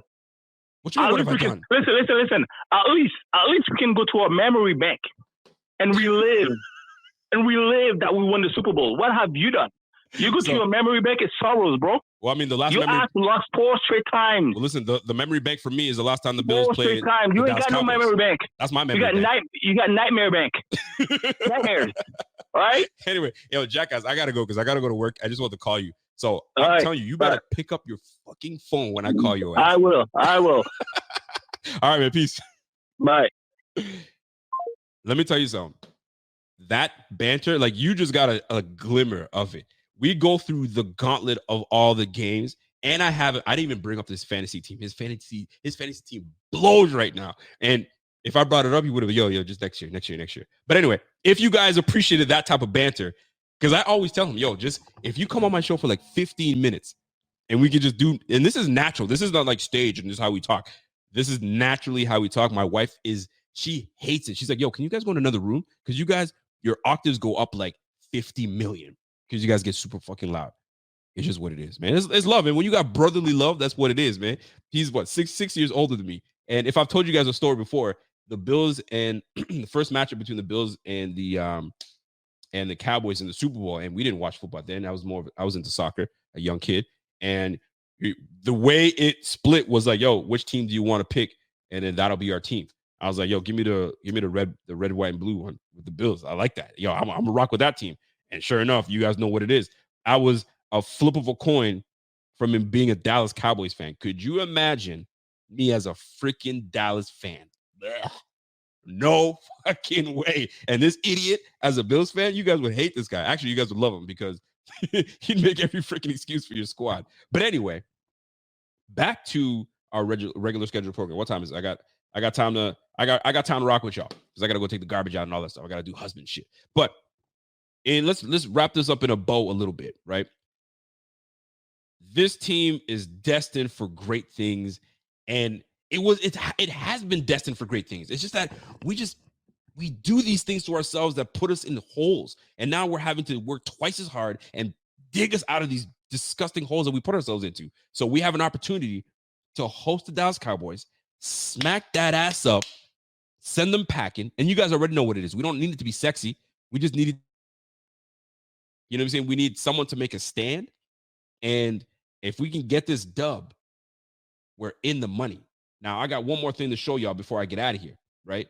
So a lot of folks have been wondering, like, but where are we at when it comes to, like, the Bills' chances to make the playoffs? Like, what are we doing? And I haven't dabbled too much into this. I know my man Z-Bot is freaking, he's king when it comes to getting into these into the, the simulators and so on and so forth. So let me just make sure that I move my picture to the bottom here so you guys can see full screen. I hope you guys can see that from here. So when you're looking at the chances right now, as of right now, we're at a 49% chance of making the playoffs. Dude, we went from, I remember seeing it as low as 12%. 12% of trying to win this thing. So if the Bills win against the Cowboys, which I'm going to put up, we're at a 66% chance. And I really do believe that we can beat the Cowboys, and we will beat the Cowboys. But if we're going to, let's just play a game. Let's play a game. Let's just say we lose to the Cowboys, knowing that the Dolphins lost to the Titans yesterday, right? I want to put it that way. Let's try to be, let's say the Dallas Cowboys are really, truly the best team in the NFL, right? But this is about making the playoffs at this point. And let's just say they're pretty much they're Super Bowl champs. They're going to win the whole thing. We lose to the Cowboys. Now we drop to 25%. So you know exactly what has to happen. We got to win out. Now we go up against the Chargers. We lose against the Chargers with no Justin Herbert. Shame on us. Shame on us. One more time. Shame on us. So the Bills win this one. It doesn't jump us up. We go from 25% to 35%. Then we go against the freaking Patriots. We should be able to handle the Patriots without a shadow of a doubt. That brings us to 36%. Not a whole lot's done. But we beat the Dolphins week 18, 82%, 83% chance. And that's just based on what we do. That's based on what we do. And I've never used this app before. So I'm looking at, so this is just for the week. So hold on. This is Chargers. That's the 4 games that we got to play. So week 15, it even gives you the chance of what we do week 15. My goodness, I've never done this one before. So let's just play a game. So right now, based on what we do, if we lose to the Dallas Cowboys, that's what we're looking at 83%. Right now, let me go back to the chat and see what y'all are saying right now, because I don't want to miss anything in the chat right now. So here's where we are right now, folks. We're at an 83% chance if we take care of our business ourselves, right? Dak is great. He's been playing well, and I'm loving to see, you know what I'm saying, Dak, because he gets shit all the time. This brother gets shit no matter what. You know what I'm saying? And the fact that he did a commercial the other day talking about how people talk shit about him, and it was a shit commercial. It was actually about what? Was it diapers or something like that? I don't know. That kind of goes to tell you, I mean, this guy's just embracing it. So we're going to see how that injury report goes. Tyrone Smith is, what did somebody say? Unless Tyrone Smith goes down, Dallas winning the Super Bowl. I mean, damn. Listen, they're good, man. Don't get me wrong. The Dallas Cowboys, they are deserving of how they're playing right now. They're deserving of how they're playing right now. So let me go back to this thing here. So here we go. Week 15. Chargers at Raiders. I mean, I would assume the Chargers should take down the Raiders because I like what the Raiders are doing right now. I mean, they took the Vikings toe-to-toe, which is a pretty solid team with Justin Jefferson. And it was only a 3-0 game, or freaking won by a field goal, right? Vikings, Bengals. I'm gonna say give me the Bengals, man. Jake Browning is playing really well. He's been a very good replacement for Joe Burrow. Give me you know what? I say the Browns, but Joe Flacco, man, this guy came in and did thing, man. Yo, I'm gonna give it to the Browns, man. I'm gonna give it to the Browns. Broncos, Lions. The Lions, man, I have Jared Goff as my freaking fantasy quarterback. He is killing me to the point that I went ahead and grabbed Mr. freaking Russell Wilson as my backup quarterback. And I'm thinking of maybe starting him, because now these guys, they have momentum and they're rolling. Sean Payton's got these boys playing. I don't know what I'm going to do with this Broncos-Lions game. And based on momentum and what Jared Goff has been doing, he's been pissing me off. I'm taking the Broncos, right? Steelers are they're not good, man. They're not good. And this one is a tough one. Steelers and Colts. This is where I got to go to the chat. Which one y'all like, man? Steelers or Colts in this one? Because that right there is a tough one. And check it out. Look at the percentage. Look at the percentages. I'm going to have to fly through these really quickly. But look at this, man. We're at 73% chance, and I'm only through like 4 games. Who do you guys like, Colts or Steelers? I don't even know. I mean, I like Coach Tomlin. Tomlin's that dude. But right now, the Colts are rolling right now, man. The Colts are doing pretty decent. So let's just say the Colts take this one against the Steelers, right? Our chances stay at 73% chance based on what we win out after losing to the Dallas Cowboys. Falcons and Panthers, give me the Falcons right now, because the Panthers are they're not good right now. Packers and Buccaneers, that doesn't affect us whatsoever. Titans right now are rolling right now, but I think CJ in a division game, I think he comes back and they do it, but they don't have Tank Dell. They don't have Tank Dell. And Nico Collins, I think, is hurt. So, and right now, Titans are pretty good right now, and maybe they're feeling really good, and they're at home. So give me the Titans over the Texans. I think the Texans take another loss, man. Give me the Titans over the Texans. Give me the Jets. I'm taking Jets over Dolphins. I don't give a shit what anybody tells me. That defense and the way Zach Wilson's playing right now, Zach Wilson said, what are you going to do, bench me? Whatever, man. Let's roll. So my man had 300 yards passing last night or on Sunday. So, and the Dolphins right now, looking like frauds, bro. And listen, Colin Cowherd said it himself. He says, yo, these guys are like the spray tan of the NFL. It looks good when it starts, and then it fades away. I had a friend of mine. I'm not going to give her a name, but she did a spray tan. I think she fell asleep in the spray tan, and she drooled a little bit, and that thing held on. That spray tan was like with the drool mark. So right now, these Dolphins right now got a spray tan, and that boot mark from the Bills still is on your face right now. That boot mark's still there. So you can look good all over the place, but that boot mark that we left on you in week 3 or week 4 is still there. And we're about to apply more pressure on your face come week 18. But we got to win out and do what we got to do. So give me the Jets over the Dolphins. Give me the Saints. I mean, I like the Giants, man. I like what Daboll's doing, man. Daboll's O-line's doing well right now. I mean, this game doesn't really matter. So Commanders at Rams, who gives a damn? 49ers with Cardinals, you know that's going to happen. Cowboys, I said the Cowboys are going to beat the Bills. They can have that. Eagles, Seahawks, who gives a damn? Let's just say Eagles bounce back. Ravens, Jaguars. I think the Ravens take the Jaguars, which we need, which would be nice. Chiefs, Patriots, they're going to be pissed off. They're going to take down the Patriots. We already know what time it is. So let's go to week 16. Let me just try to fly through these, right? Saints and Rams. Give me the Rams over the Saints. I don't think their quarterback play is very good right now. Steelers, Bengals. Give me the Bengals over the Steelers.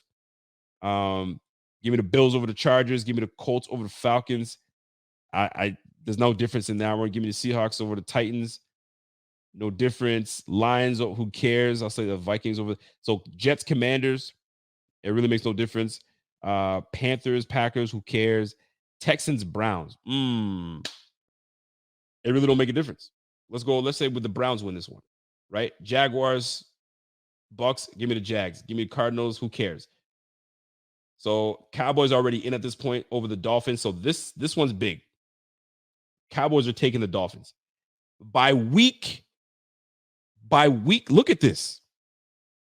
This is by week 16. We can already be in the playoffs at this point. Based on picks that not too crazy. I didn't make any crazy picks. So in 2 weeks' time, maybe we're in the playoffs. Yo, we got to handle business. We got to handle business, folks. We got to handle business. We helped ourselves. We helped ourselves with beating the Chiefs. And the Dolphins' collapse yesterday was tremendous. In 2 weeks' time, we're already playoff bound. And that's by week 16. So now it's about seeding at this point. I'm not going to see. I don't know the seeding. That's a whole nother ballgame. I'll have to do that on another show. That's a whole nother seeding now. And I mean, let's F around with it. Week 17, because you still got to play. You got to Herm Edwards. You got to play to win the game, right? So I'll say, let's just say the Browns take the Jets, the Cowboys take the Lions, the Bills take the Patriots, the Bears, who cares? Colts, Raiders, let's just say the Colts take the Raiders, the Giants, who cares? Eagles, who cares? Buccaneers, Saints, who cares? Commanders, so a lot of the AFC and NFC, Jaguars, Panthers, let's say the Jaguars take it. Ravens, Dolphins, I'm taking the Ravens over the Dolphins. There's no question about it. Yo, the Ravens, fam. Could the Ravens, let's just say, all right, let's pick all these games. So Texans win, Seahawks, Broncos. I'm about to mess things up for you right now, right? Let's check this out. Bengals, Chiefs. Let's say the Chiefs win this one. Vikings, Packers. All right, we're week 18. Let's just say, ooh, and there it is. I just wanted to see something. So I don't got to say anything else. You guys just saw what just happened, right? Y'all just saw what just happened? All those things that I put in there, it don't matter. We have to win week 17.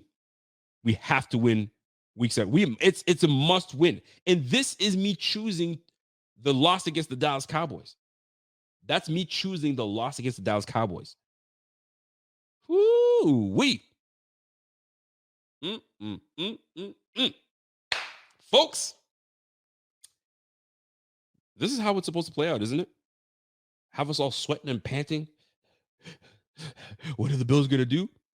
One game at a time. We just got to win out, bro. We got to win out. That's it. We just have to win out. Win all your games. And that's if we lose to the Cowboys. If we win against the Cowboys, yo, we're in for sure. We're in for sure, man. Bro, let's go, man. Let's go, man. Stop playing games, man. Josh Allen, yo, put the team on your back, son. Put the team on your back. We still in this bitch. Let's go, man. Man, fuck them Dolphins, man. You got me hyped up right now in my basement. Wife's going to be like, yo, shut the fuck up. You're going to wake up my son, and you going to put his ass to bed. I got to go to work and put the garbage out. I don't care. She's going to turn into a warden. Anyway, let me calm my black ass down. So, folks, if you guys enjoyed this show, do me a favor. Smash that like while we here.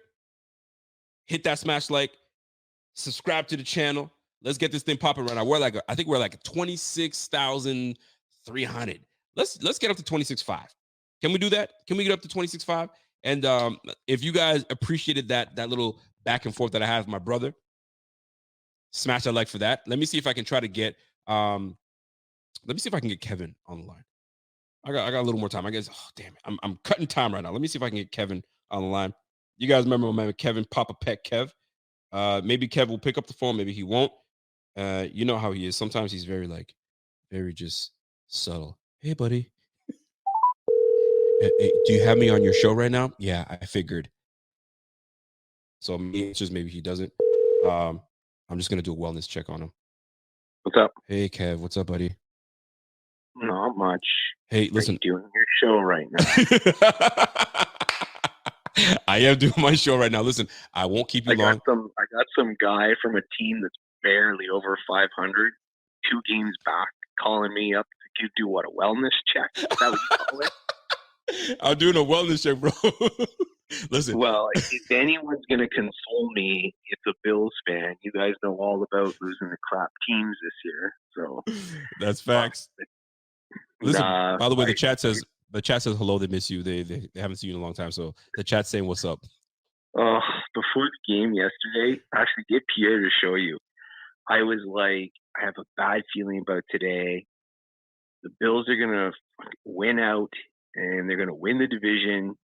And I had a nightmare that you guys are going to lose in the Super Bowl to the 49ers. That's what you envisioned? Yeah, that's what the Dolphins do, right? It's December, time to melt. So I'm just like, oh. Listen, I have to say this though. That was a tough thing to watch. I was listen. I was like in the car on my way to work, and I'm listening to this. I'm like, dude, this Dolphins are gonna take it. They just went up like a score. I'm like, oh, it's over with. I just left it. Came back. I was like, there's no effing way. What the hell happened? Epic collapse. Then I see Z-Bot going live. I was like, whoa, something went down. And then here it is. Pain. You're feeling pain. Oh, but here's the thing though. You still have, I'm going to do what you do to me all the time.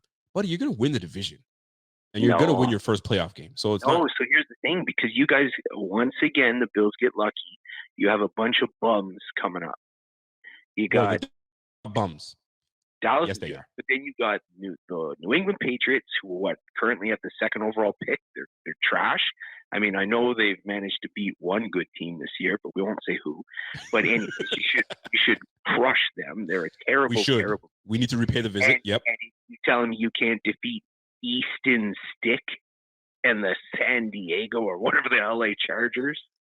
So you got 2 automatic wins in the next 4. You've got 2 automatic wins. Whereas I'll be lucky to win 1 game. Against who? The Jets next week.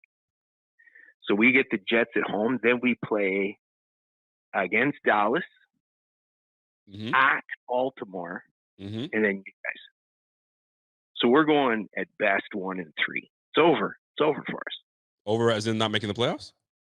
We might. Well, we'll probably make it. I don't know. It depends. We have pretty good with the tiebreakers. If 10 wins gets you in, that's it. We needed to win last night so that we had 11 wins. True. And then we get in the playoffs, and it'd probably be maybe too much for you guys to overcome the gap because it was 3 games, right? We beat the Jets next week. We'd still be up 3 games with 3 to go. So it looked good. But now, I'll tell you, buddy. Now in Miami, like, I know Bill's like to whine about injuries because he lost like 2 good guys, 3 good guys. Like Milano's all pro, I get it. Yeah. Daquan Jones. We're down 4 of the 5 O-line. Yo, you lost your 4 center today. He's out for the year. Ouch. Armstead will come back at some point for 6 plays and then get hurt again. Kendall Lamb, the left guard's out for the year. Kevin, I'm not going to let you do this. I'm not going to let you do this, Kevin. I'm not going to let you do this. You're going to try to talk your team down. I'm not going to let you do this. I want you to prop your team up. Hunt's going to go on IR because he tore his hammy, so that he probably won't be back to the playoffs. So they're going to put him out. Mm-hmm. So, and now Connor Williams out for the year. Jalen Phillips is out for the year. Jerome Baker's out for the year. It's over. It's over. Do you think? But you'll probably win against the Jets. You think? We should. No, you won't. You're gonna get slapped by the Jets. It is at home, right? The Jets are gonna whoop your ass. I don't feel good about that game for you guys. Well, we crushed them the last time in New York. I know, but I don't know, man. Yeah, I don't know. know. We did because we could run the ball. If none of the linemen are playing, I don't know how we're gonna run the ball. Truthfully, I will say this. These last 4 games, I mean, this is jokes aside, this is going to be nasty because the Dolphins could easily win their games and win out. And that's just the way it's supposed to be. Or they could really just lose everything. I'm telling you now, we're going to go 1-3. They'll put us at 10-7. You guys are going to go minimum 4-1. Sorry, 3-1. Yeah. But I'm predicting because there's 2 automatic wins.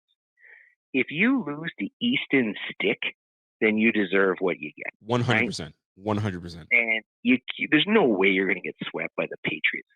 They're so bad. I don't know how that happen. They beat you last time. I don't know how they beat you.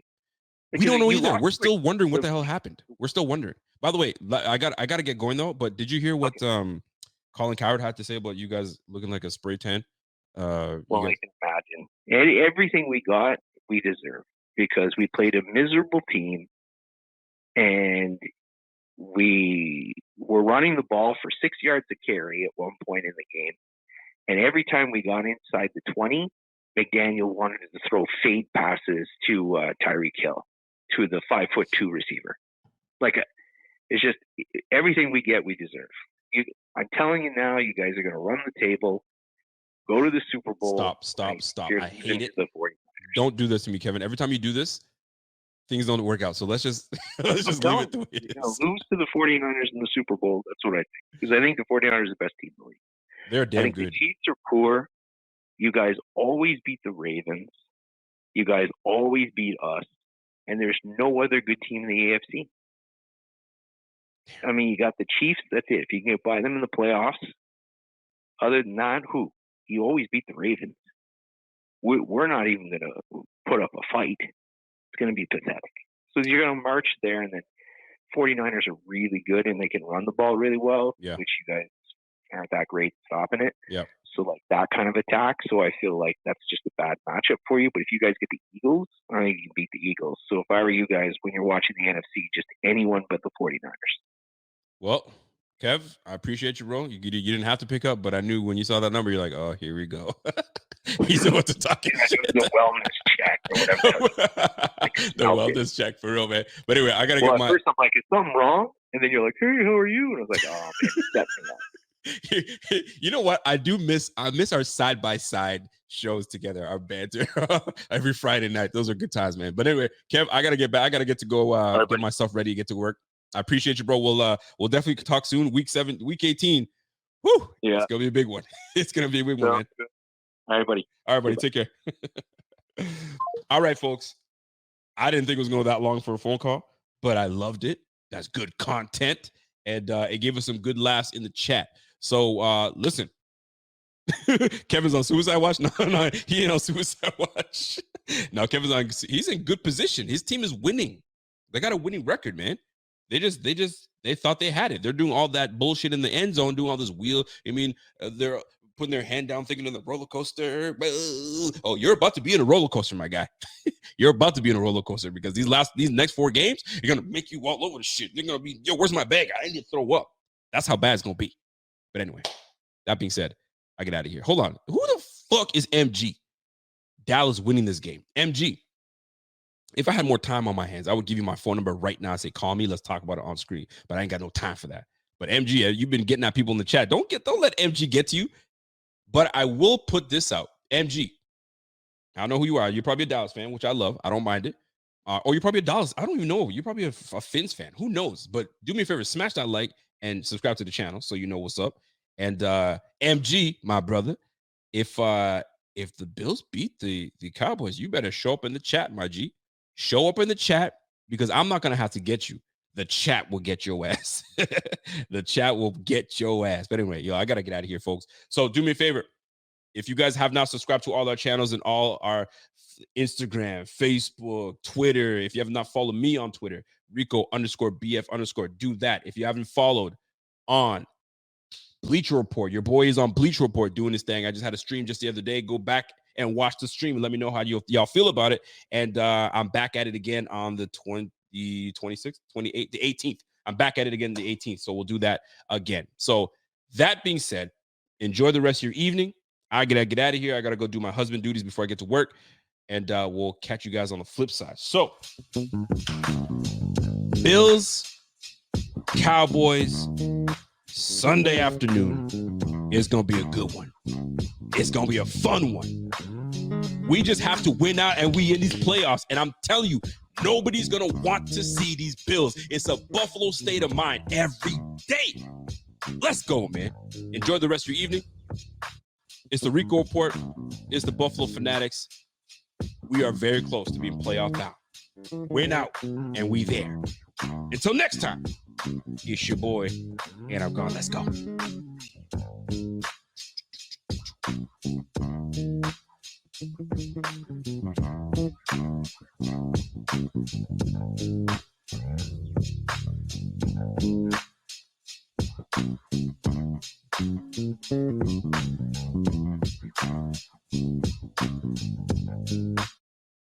If you're a maintenance supervisor at a manufacturing facility and your machinery isn't working right, Grainger knows you need to understand what's wrong as soon as possible. So when a conveyor motor falters, Grainger offers diagnostic tools like calibration kits and multimeters to help you identify and fix the problem. With Grainger, you can be confident you have everything you need to keep your facility running smoothly. Call 1-800-GRAINGER, click Grainger.com, or just stop by. Grainger, for the ones who get it done. If you're a podcast host, listen up, this one's for you. My name is Allie Jackson. I'm the host of Finding Mr. Height, a dating and relationship podcast that I've been doing for 4 years now, sharing my positive and practical approach to dating that's built on my own life experience. And I wanted to share another experience that I've had, my secret behind monetizing my show. It's called Red Circle, and I was just telling my colleague about how much I love their platform. With Red Circle, not only am I getting a seamless hosting experience, but I also love the support I receive in ad sales. It's not just typical ad sales either. It's targeted opportunities based on my show and my life. And the platform is super simple. You just set your preferences and Red Circle matches you with sponsors that align with your show. You can vet every opportunity and their platform gives you great analytics. More recently too, my Red Circle team has brought me opportunities outside of my podcast on social media to really augment the podcast partnerships, bring them full circle. I just can't recommend them enough. If you want to give it a try, go to redcircle.com to get your free trial. That's redcircle.com for a free trial.